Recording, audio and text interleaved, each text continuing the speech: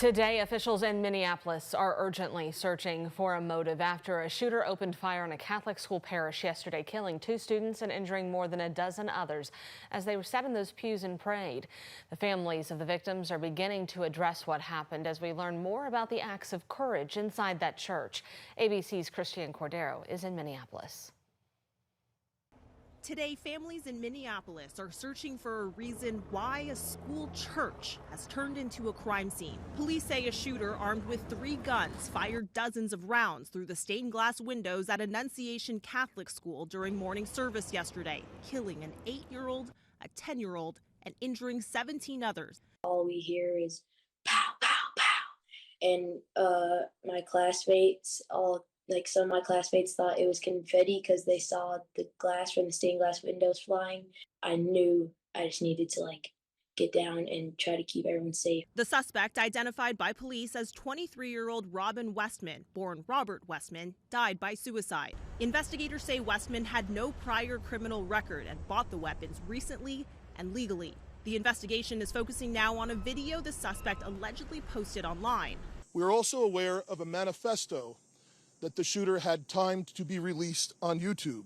This manifesto appeared to show him at the scene and included some disturbing writings. Police say they believe the shooter attended Annunciation. ABC affiliate KSTP obtained this yearbook photo. And according to an online post from the church, Westman's mother worked there as recently as 2021. Thousands attended vigils last night, including this mother, who tells us she heard the gunshots as she and her kids were getting ready for the day. I'm just really grieving for the families that aren't able to say that they're safe, that the people they love are safe. The truth is that there needs to be change so that we don't have another mayor in another month and a half talking about a tragedy that happened in their city. Officials say all 17 who were injured are expected to survive. The mother of a student who was shot and survived released a statement saying their family's hearts are shattered. They will help their son rebuild his life and are calling on the community to rebuild too. Christian Cordero, ABC News, Minneapolis. We've also learned former Kentucky state lawmaker Bob Helleringer of Louisville has been identified as Westman's uncle. He told the Associated Press it's an unspeakable tragedy. We're praying for my sister and her other children, and also obviously for these poor children. He was my nephew, and I wish he had shot me instead of innocent school children. Helleringer went on to say that Westman's family never lived here in Louisville. A live look on Interstate 65 near Grade Lane this afternoon, where police responded to a crash around 4 a.m.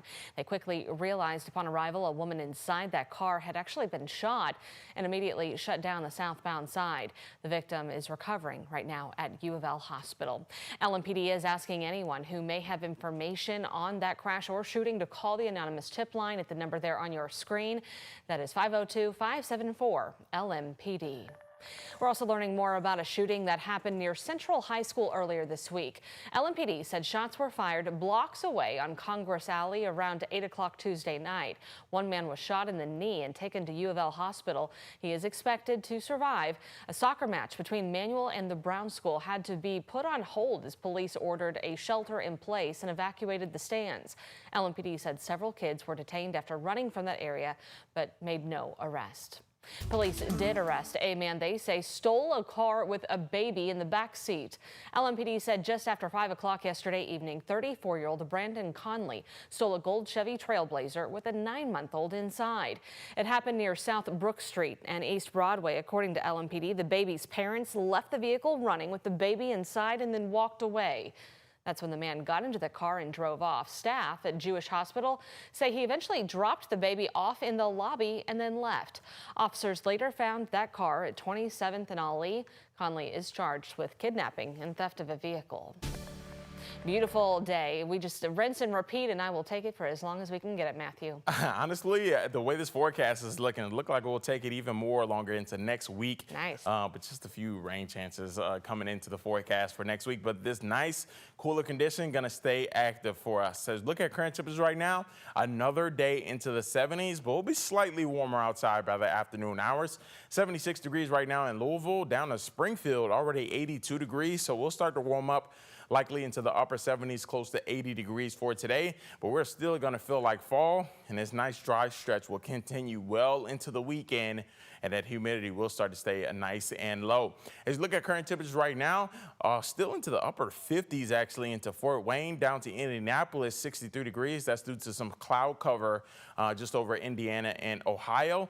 Down to Fort Campbell and Bowling Green, approaching 80 degrees. In Evansville at 78 degrees. Look at those dew points. Still nice and dry for us and comfy as we head towards this afternoon. That's going to continue well into the evening hours as well. That bus stop forecast just after school heading home, we'll reach about 81 degrees with partly cloudy skies, so slightly warmer. And as we head back into your Friday, as we open up the weekend, temperatures will be into the lower 80s. Some areas further north will even be into the upper 70s still. But what's ahead? Still having that taste of fall, and also some rain chances returning back into the forecast for next week.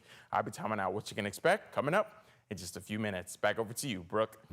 Thank you, Matthew. The United Auto Workers Union says employees at Ford's Blue Oval SK battery plant voted to unionize. The Hardin County plant has about 1,500 employees on board right now out of an expected 5,000 total. Those employees are keeping local businesses in the nearby town of Glendale, Kentucky busy. And when it comes to that decision to unionize, which came out just last night, some of those business owners say they're all for it. If that gives them job security, they're more likely to stay. If they're more likely to stay, then they're more likely to get to know the local community. People with good income have more expendable money to go out, so everything's positive to me. In the close-knit community of Glendale of Hardin County. So in that statement, the UAW said there are still 41 outstanding challenge ballots it believes are illegitimate. As of right now, we haven't heard from Ford about that vote. The company previously said it had asked workers to vote no. Assistant Plant Manager Ben Gassman said our team members are determined to produce best-in-class batteries. The UAW will only hold our team back.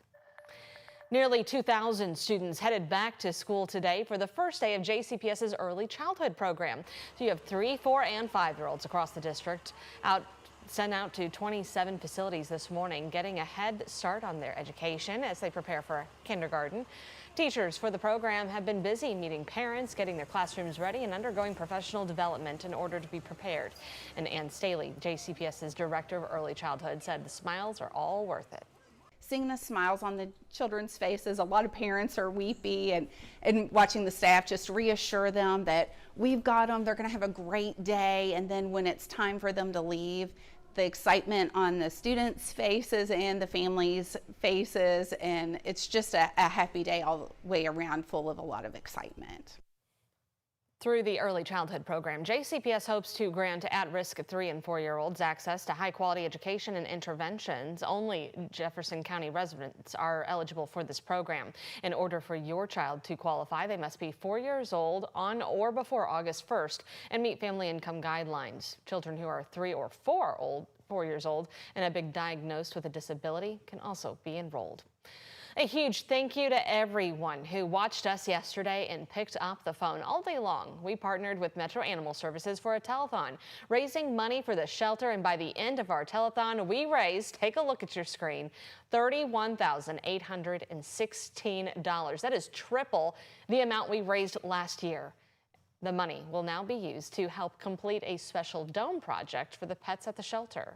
So we have a dome, literally shaped as a big dome. It's just, we normally used it for storage, so we've taken half of it out, all the stuff out, and we're going to put 2 play yards in there. And it's going to have agility equipment. It's going to be in, and we're doing this so they can have an indoor play yard when it snow, rains, it's too hot, it's too cold. Because we have 4 outside play yards, but we can't use them when the weather doesn't allow it.